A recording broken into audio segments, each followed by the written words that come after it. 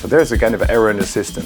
Yeah, the thing if you look at it from a distance, you see the error in the system, and the error in the system is hotels are not capable to give a profitable answer on the demand of consumers of today. I think if you dive into that and also speak to the operators, and you speak to the brands, everybody of course is willing to define a kind of a solution. It's more about who is taking ownership for the executional level of F&B concept. We see that there are some design errors in the system of the breakfast. If you just let go, and of course we understand it's difficult if you're in it for years and for decades, start with a new beginning. You end up with this buffet that everyone kind of knows you're being ripped off on because the quality is not good enough. Like the baked small pastries that are getting smaller, prime example. This is Hospitality Huddles, bringing you the best conversations in hotel food and beverage. Manage, lead, coach, repeat. Every time I think of hospitality, I think of friendship. Hospitality allows you to be you.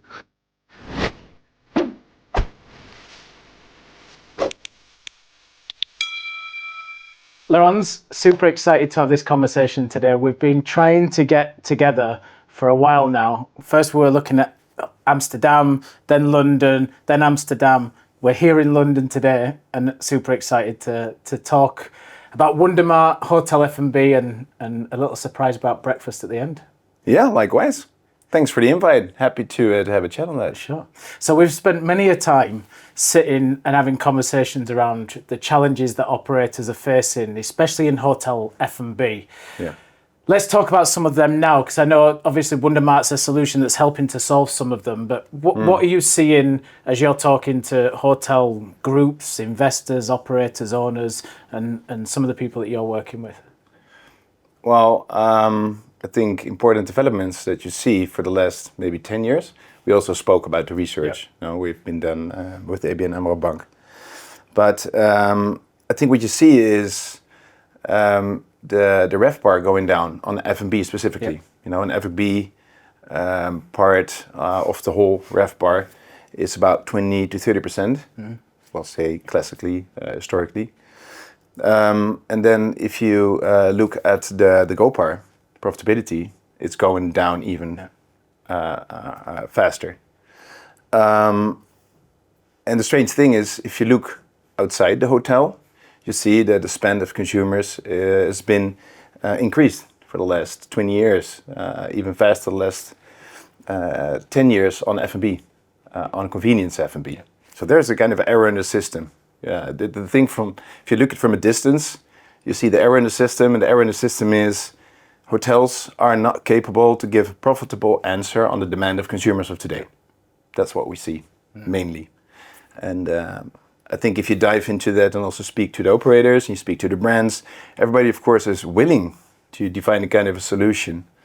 But I think the struggle is in general not on designing formats and ideas, which would you like to have on a card, on the menu, what kind of service would you like to provide to your guests, but it's more about who is taking ownership for the executional level of F&B concept. And I think there is an important part which has not been picked up actually at the moment yet. One of the things, we were at an event last night actually, and they did this bit where you scan the QR code and they ask you questions and you had to say what the answer was. And it was a room of operators essentially, so restaurateurs, hoteliers. And one of the questions was what's your biggest goal for 2025? Yeah. And profit and survival were the things that came up the most. Okay. And I think it's really interesting, isn't it? Because profit is an issue for people. I think more and more when we're working with hotel groups, we're seeing revenue being a challenge. Yeah. And then because of the spiraling costs of labour and everything else that's associated, the profit element is becoming so much more difficult to achieve that people are finding it difficult to come up with new solutions and new answers to what the problem is, because they're sitting in environments that's restaurant, bar, lounge, maybe they can activate something outside, but essentially they're stuck with the old F&B system with no flexibility. And we were talking earlier about experimenting and risk. Yeah. there's an element where they almost stick with what's not working rather than trying to do something new. Yeah, definitely. And I'm sure you see that in terms of how Wundermart's helps and the challenges trying to sell the benefits to an extent. Yeah, we see this struggle actually, I think, all over the place. And I think one of the big challenges is, ideally, if you want to have, let's say, a scalable solution for F&B, it can be a breakfast solution, it can be a retail, F&B retail, down in the lobby, it can be automated draft where people can draft their own beers, coffee.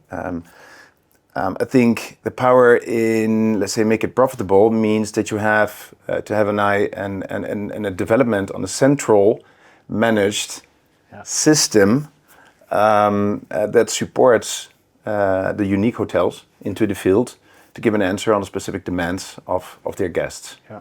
And doing that with people involved, doing that with, let's say, a supply chain that is shredded. You know, there's not one supply chain in Europe which you can tap in to build your solutions on top of, makes it complicated. So and I think looking to the hospitality industry on itself, a lot of hotel tech currently, I think, is around PMSs, the customer journey, of course, hotel bookings, all this kind of stuff. But the thing that is totally underdeveloped, I think, for the last decades, I think, is managing the F&B operations, execution. And that's a complicated thing because there's an involvement of movement of goods involved, shelf lives, pricing, differentiation in consumer demand, the dependency of people producing stuff. So I think the solution they gave is, we'll just leave it up to the hotel. And I think that's the status quo. If you leave it up to the hotel, you have the constraint of people, staffing. There's no centralized information system data around what you need to build to a scalable F&B format, which you could roll out in different hotels. So I think there's a big legacy actually in the industry right now of underdevelopment from a technology perspective to have a platform, a system that helps you in the executional level of F&B. And it's funny. I did a post the other day on LinkedIn, and one of the things was like future predictions for F&B. And one of the things that I wrote on there was that AI will get adopted quicker than tech in hotel F&B. And the reason I think that will be the case is if you look at ChatGPT as a perfect example, it's taking problems, which is unclean data, substandard data, bits of data people aren't used to reading. You can feed it all into the system and the system will bring you the answers. So it makes life easier, whereas a lot of the tech that's in place right now gives you all this data and information, but doesn't necessarily present it in a way that makes it easily understandable for the team, which is why I think AI is actually going to be more of a thing in our industry than probably tech is. I think the big challenge over there too is to really use and have the advantages of AI. And I think also if you're diving into agentic AI, that's when you have it working for you, that you give them degrees of freedom to make decisions on behalf of humans instead of just getting an advice, creating information for you where you as a human can make decisions on. You want to move on the F&B side, actually, I think in most of the organization towards an agentic, intelligent organization. But the thing there, you can just not just start with it. And I think the problem in F&B is that, what I said earlier, you need standardized processes, you need workflows, you need data points, you need clear metrics where you want to steer on, and you want bandwidth in these metrics, parameters. You want to give degrees of freedom to make decisions on from an agentic intelligence system. And if you don't have this stuff in place, and if you don't even have automated these processes to a certain level, the possibility to apply AI is pretty far away. So I think there's a big thing, gap to fill there. And I think if I then make the bridge, for example, to Wundermart, I think what we did for the last 8 to 10 years is every process where a human was involved, from let's say the payment of the goods till determining the pricing, till determining how many tins of beer or Coke or whatever should be on the shelf, determining the routing, all these complicated stuff that is involved to do retail on a really high operational excellence level. If you want to make money with it, Yep. All the processes were actually person dependent. Excel stuff. There were some you say plasters of retail tools in the market, but in the end, we decided not to go that route, but to build, let's say, their own system and to automate all the processes that had an involvement of people involved. And automating all these processes brought us to the position that we now have, say, one database, which is having degrees of freedom to decide how many times a shop should be refilled. Who has degrees of freedom to make a decision if they're going to do an A/B testing with the pricing on a certain degree. Okay. So the market did not see a lot actually from this. They just saw the shop and the cashier. That was a bit in the pain of Wundermart also, that where's the innovation? They are just stories. You're just having talks about things are going to be different. But we needed to get the basics right. All these thousands of processes need to be automated, monitored. And now we're getting to the position where we can start deploying agentic intelligence to let the system make decisions. So if you now look into, for example, when we're gonna start a new shop, we just make some pictures, let's say, of the environment. We add some demographical factors. We know, of course, where the location is. And the system starts generating actually the ultimate assortment. Okay. It's purely technology based. It's from the database actually generates it, and it gets in certain constraints. It know routings. It know how many it would sell probably in Munich, for example, compared to Berlin, London, Barcelona. And then it generates a shell, let's say the shop around it. And then you get the ultimate model for doing retail with getting the best RevPAR and GOPPAR, GOPAR. GOPAR, yeah. Horrible word for me to say. GOPAR. And it's a bit of a long story, but to give you an idea, you have to build it from ground up. So there's a lot of legacy in, I think, in F&B domain in the hotel industry to bridge, where they centralized should be strategies in place to get rid of this. Yeah. And I think the industry should really start identifying this if they want to improve the profits. Yeah. Per room. I mean, it's There's funny. a lot to get. I was doing a workshop with a big hotel group, 500 hotels, and it was with the GMs of like 12 hotels. And I did this exercise, which was tell me everything that you analyze from a rooms perspective, and then tell me everything that you analyze from an F&B perspective, and then let's put the frequency on them. The room side of it was 3 flip charts pages long, and the F&B was half. And out of that half, I think there was one, maybe 2 metrics. One was revenue, the other one was guest satisfaction that was done daily. Oh yeah. And I kind of sat there and I thought there'd be a difference, but not necessarily that big a difference.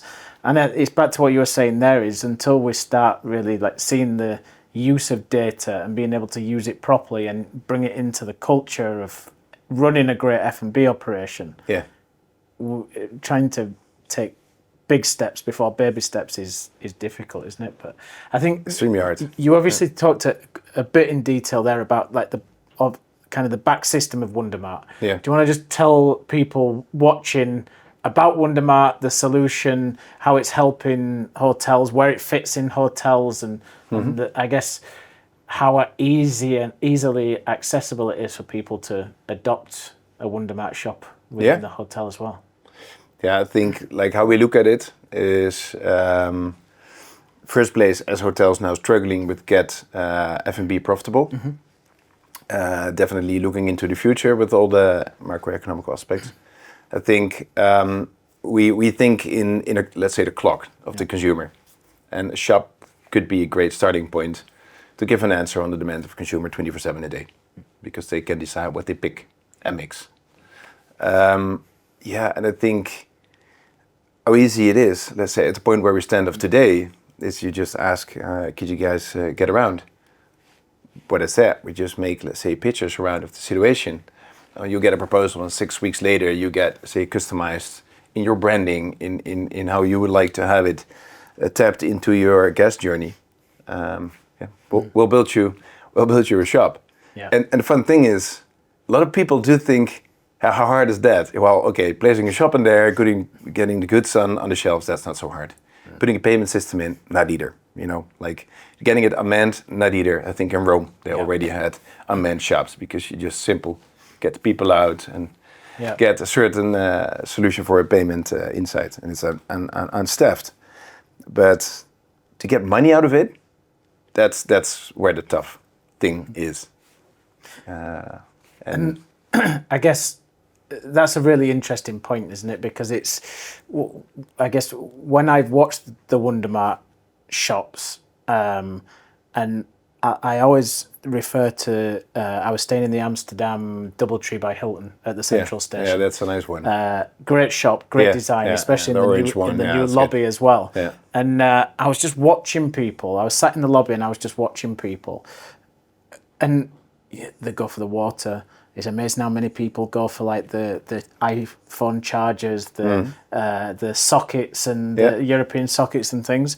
And it was like so intriguing to watch the different use cases of people coming in and out of the lobby and kind of stopping at the shop.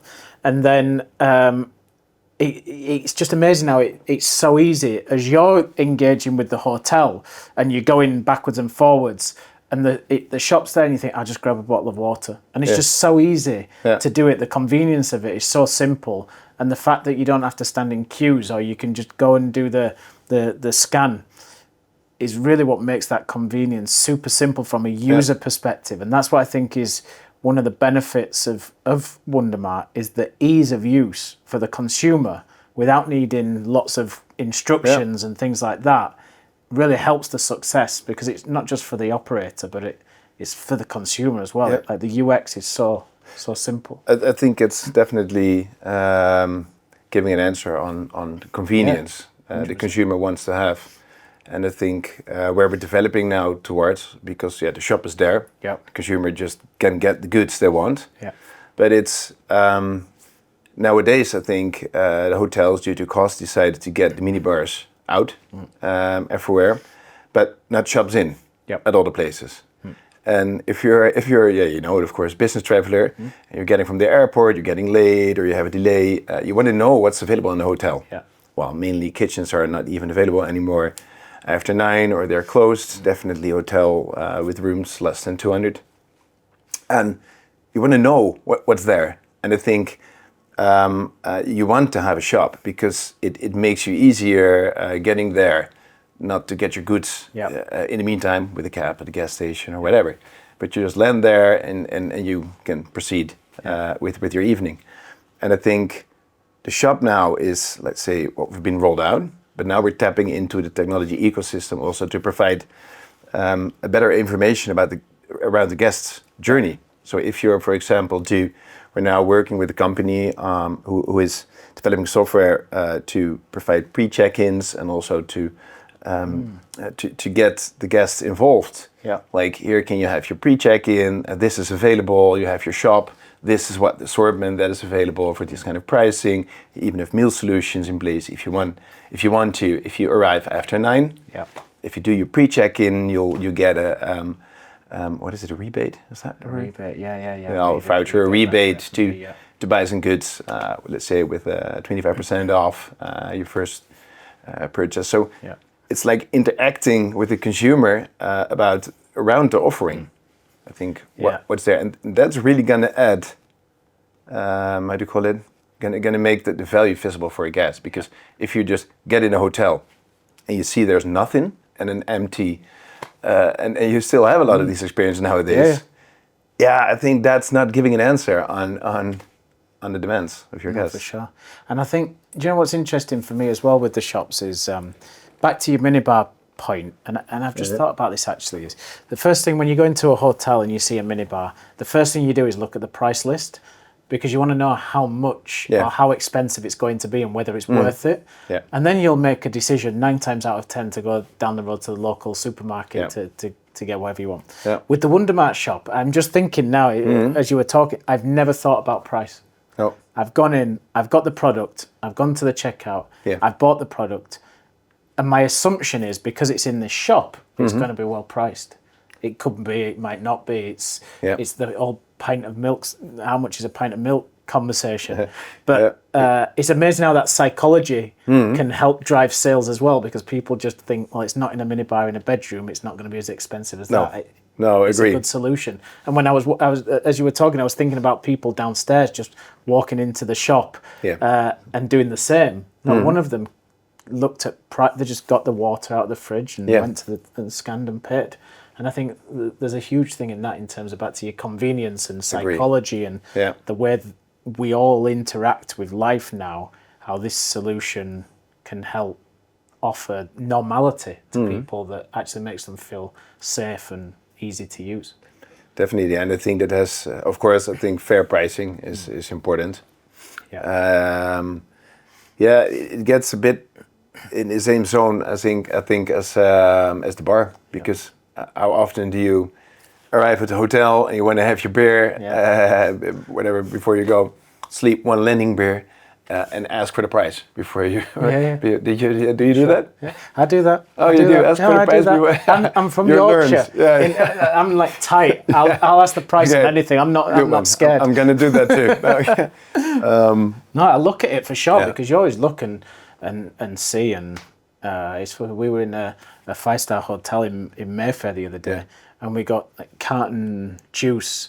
And it was a glass this size, and it was like £9 for a glass. Oh yeah, okay. And you're kind of looking at it, and you're thinking, well, how much does that That'll cost? get you. It's just £9, and it's so there is Thanks that mentality. for the experience. Yeah, exactly. Yeah, and then I wait for the bill and X, Y, Z. But it's an interesting one. So just to explain the model. So the operator comes, they pay the capex, they build the shop. You bring the product. Yeah. How does you obviously supply the product? So it'd be worth talking about like the supply chain element and how you take that pain away. But then in terms of your team, then do the restocking and really help the hotel be successful, because it really is peopleless. There's no restocking. There's no purchasing or any of that. It'd be worth just kind of touching on that for people as well, because it's a huge benefit.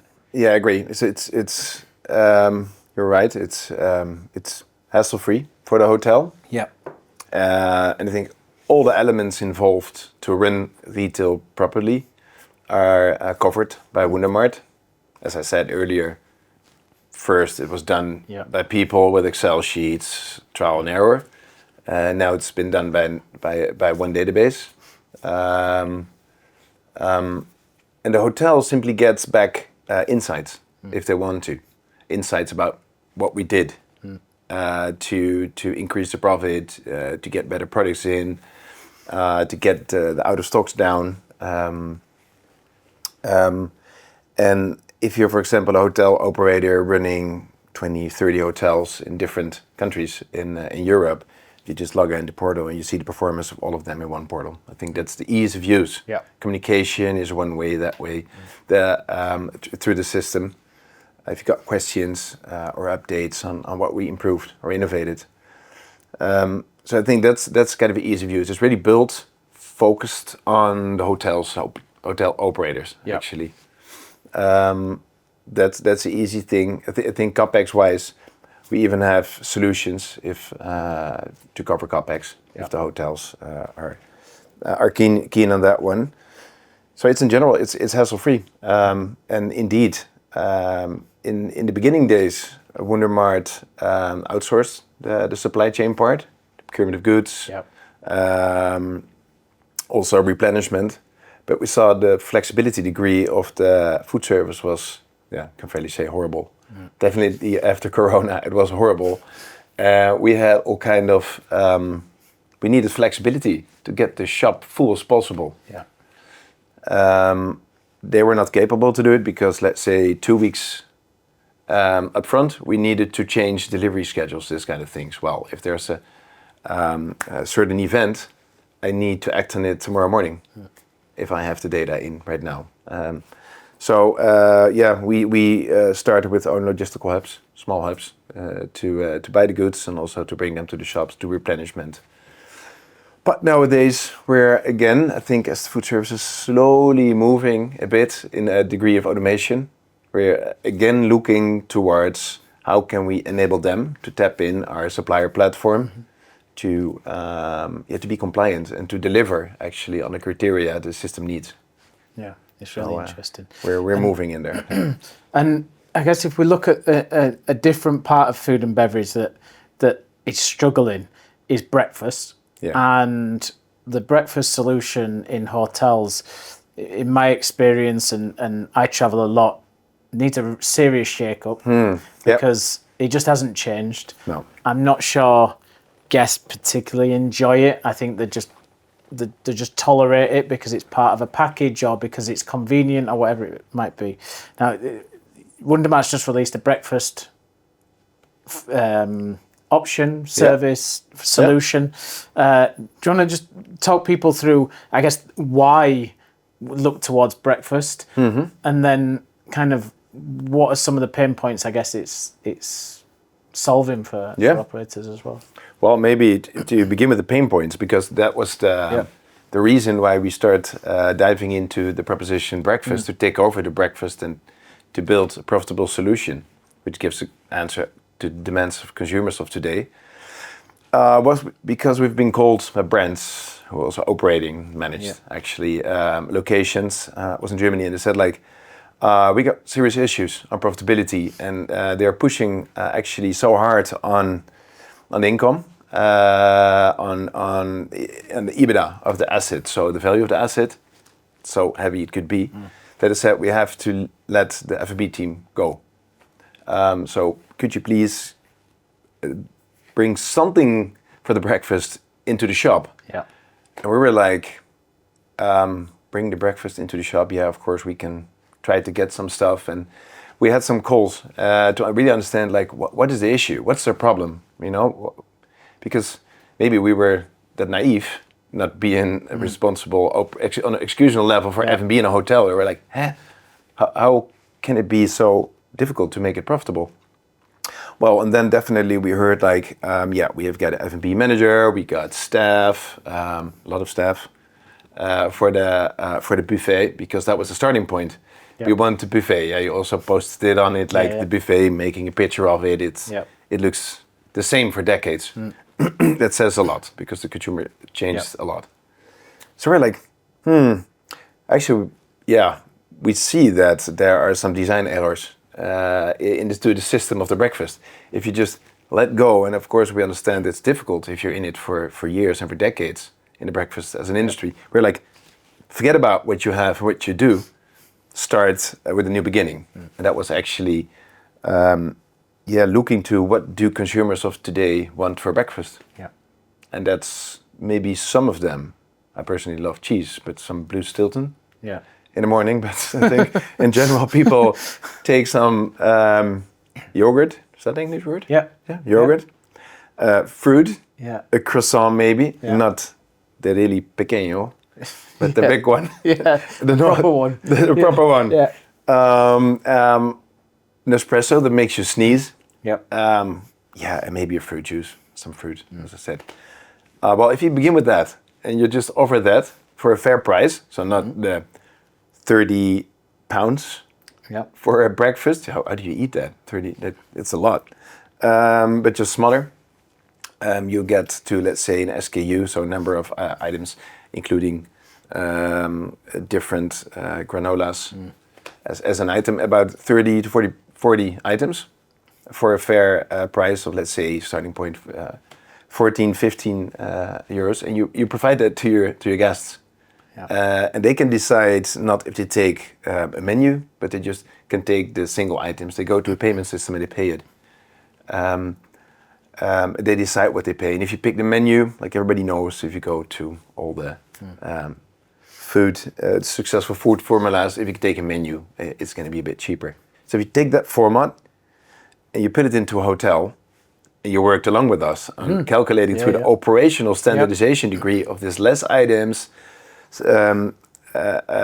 operational standardization, SOPs, let the reordering not be done by one procurement person into the hotel, but by the system, automate all the processes involved. You just need, let's say, okay, you know what exactly, is it? Like for 150 rooms, hotel, to offer this breakfast solution. I think we got it down to one, maximum 2 people. It is, eh? I was not doubting now because it. I knew you were looking at me for the answer. No, but it sounds. Taking me back. No, it was one maximum. 2. It is, it is, it is. Yeah. So that is what automate. Let's say the hell out of it. Yeah. Look to the demand of consumers. Yeah. Make standard operating procedures which you can make applicable to all different locations. I think it's possible. Yeah, for sure. And I think it's a really interesting one, isn't it? And it's funny you should talk about the price. I stayed in a branded hotel. I'm not going to tell you what it was because we might want to work with them one day. But when I checked in... Maybe you'd better say it then now. Maybe I should, yeah. She said to me, we checked in at... it was about 6 o'clock. She said, you haven't booked breakfast.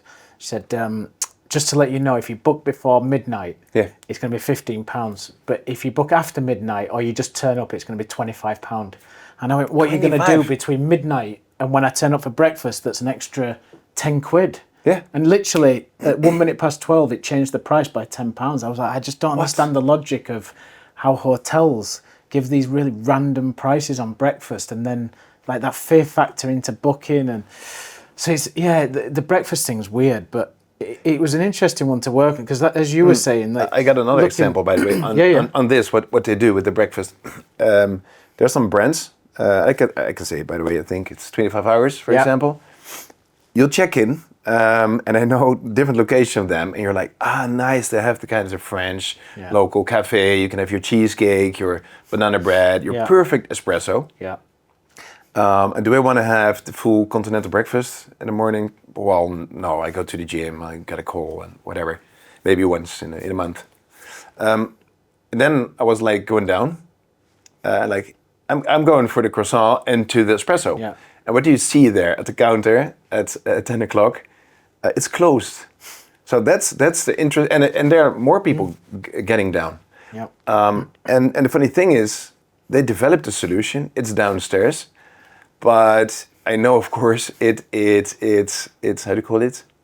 They don't want to it does their capture rate. Right? It hurts their own capture rate. So they see like, oh my God, we got a potential problem downstairs, which gives an answer to consumer demand. No, please open them up both. And if you see there's changing something, you should redesign your solution for the continental breakfast 100%. To keep it profitable, to make 30% plus because you can make that.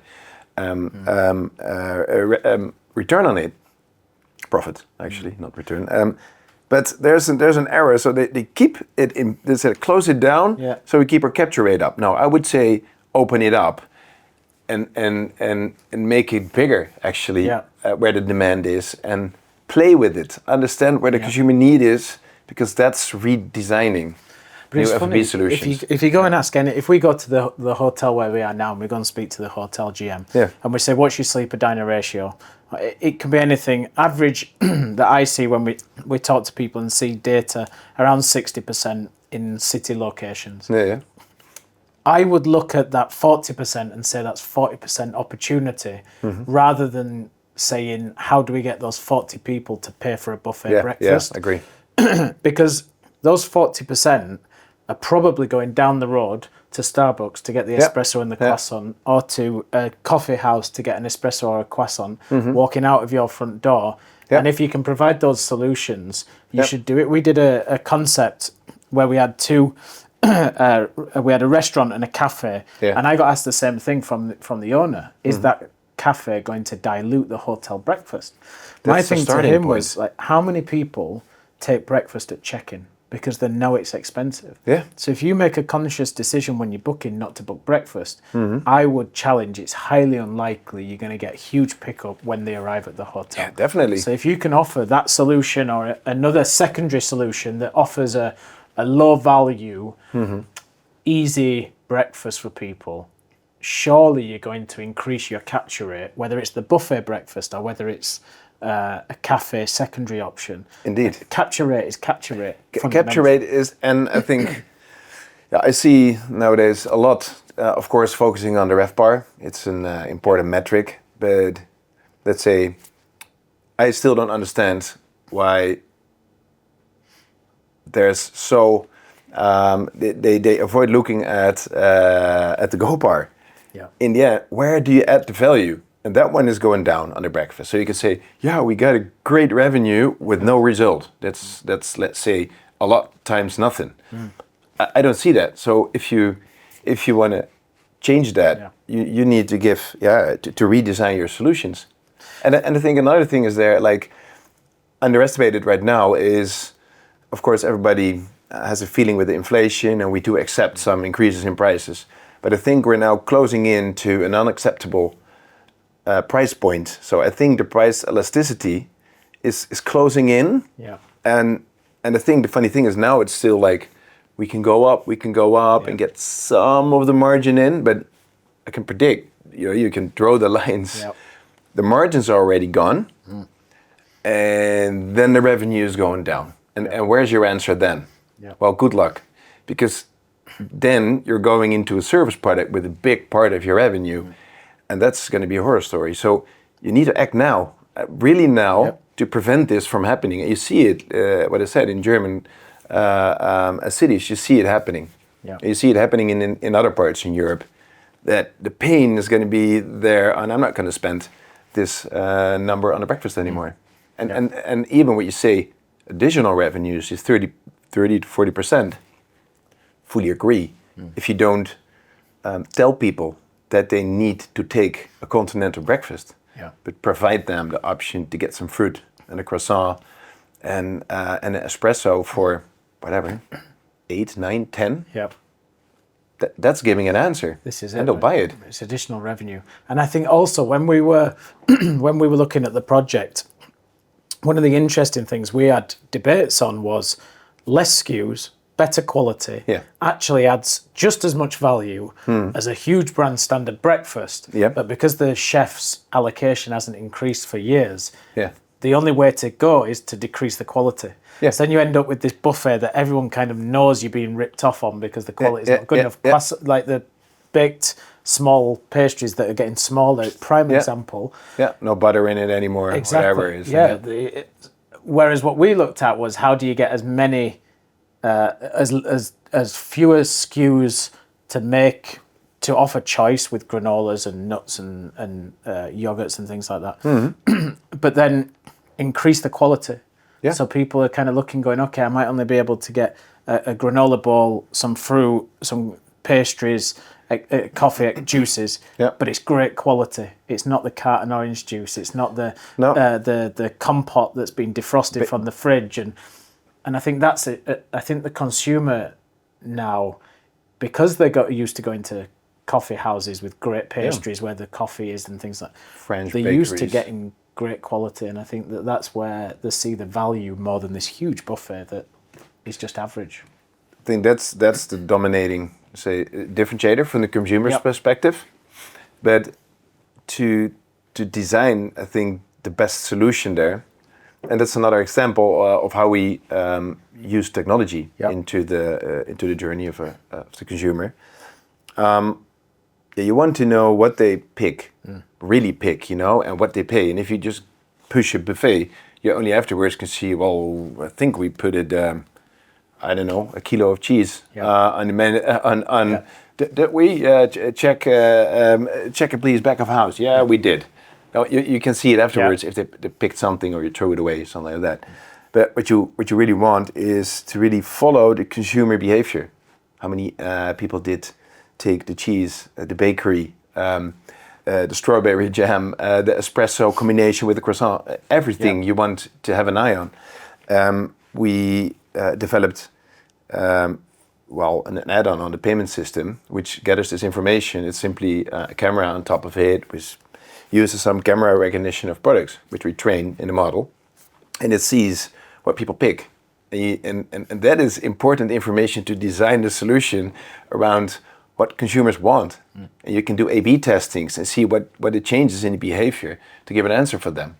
You can change stuff in the pricing to see in A/B testing what happens. It's actually same stuff that everybody knows from websites, but with physical products. You apply the same technology to understand your guests.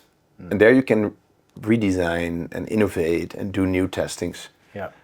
And so I think the combination of better products and adapting technology to instantly redesign, and of course also to improve standard operating procedures, make it easy, give them the apps and the tools to make no errors, to let the night guard prepare the croissants. I think the combination of this is a new solution. Yeah.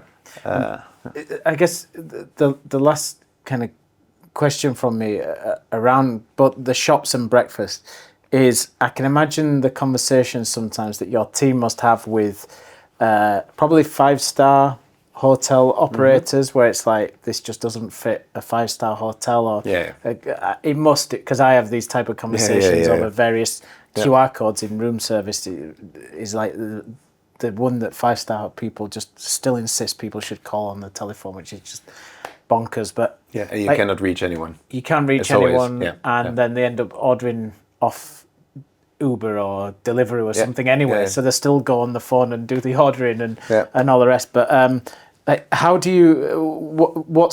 your team answer that? Because I guess from people watching this, some might be going, this is exactly what we need. Others might be going, oh, I'm a 5-star hotel F&B guy, and it's just not going to work in my hotel lobby. Or I think we've been talking a lot on this topic. I think there's a lot of love from the hotel industry, of course, on the F&B domain. They prefer to bring high service because that's what they've been taught to, and intrinsically is in the hotelier think of today. And profit is a bit on the other agenda. But to give an answer on that right now, I think an important thing you also should address is really understanding the needs of the consumers and the mix of the consumers, guests. I think it's lagging behind a bit in these kind of solutions, because you get a kind of ego into the system, like, I want to be capable to offer this to them because I am a 5-star hotel. And I think it's again, the loop should be different. What would this consumer would like to have? And I think if you differentiate from that, well, consumer is a consumer. Maybe you have a different wallet, but that doesn't mean that you're going to eat an oyster for the breakfast. No. So and I think people are quite predictable in a sense, definitely. The group we're looking to in, say, Western Europe or US. So giving an answer on that, I would say, forget about your high standards in your head. Ask your guests, design, and maybe do some A/B testing, some add-ons, if you want to do oysters or whatever, on the room, and if it works out financially. Yeah, I think it's back to this bit, isn't it, around like, what is experience? And I have this conversation a lot with people, and the presentation we're going to do for some of the hoteliers tonight is about the modern guest. The modern guest sees experience very different, and convenience is one of those touch points on experience. And I think when it comes to the shops, you could put it in the best hotel, and if it was done in the right way, with the right design, with the right products, it's with the right product, exactly. It can add value. If you're in the Dorchester and that goes into a little concession that looks like a store, but it just doesn't have someone in there. It looks great as a proposition. Definitely. That fits. So it's not about it always being a lobby solution. It's about how do you get that to work and offer the convenience of what the product or solution is. And this is where I think that whole thing around how we have to really rethink the strategy and what F&B is really important moving forwards, because we have to start looking at what the modern guest values from experience. And one of the things I always say, I was in a hotel in Vegas, and the busiest queue in the hotel was the click and collect queue for Starbucks. And there was a Starbucks in there. It had the click and collect. People had obviously ordered it from the room, coming down and stood there waiting for the thing to go. No one was in the queue and that was their convenience. They were in the hotel. They could have gone down. They could have queued. Prime example, isn't it, of how experience and digital experience can really add to what the guest sees as convenience, experience, etc. Fully agree. And I think from there on you can build on top of, and try everything as crazy as everybody can think of.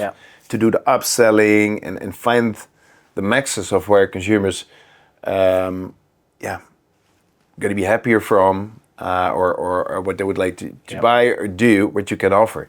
But it should be from ground up again. Focusing on the operational excellence, execution, profit as a reward for bringing the right solution. Definitely. Brilliant. Laurens, really enjoyed this. I knew it was going to be a great chat. I love the shops. You know I love the shops. And I'm really excited to see the breakfast solution come to life, because I think it's going to make a huge impact on a lot of operations. So thank you very much. And thank you much for the chat. You've been listening to Hospitality Huddles, brought to you by Auden Hospitality. If you want to revisit clips from this or previous episodes, make sure you visit our YouTube channel at Auden Hospitality. Thank you for listening to the show. See you next time.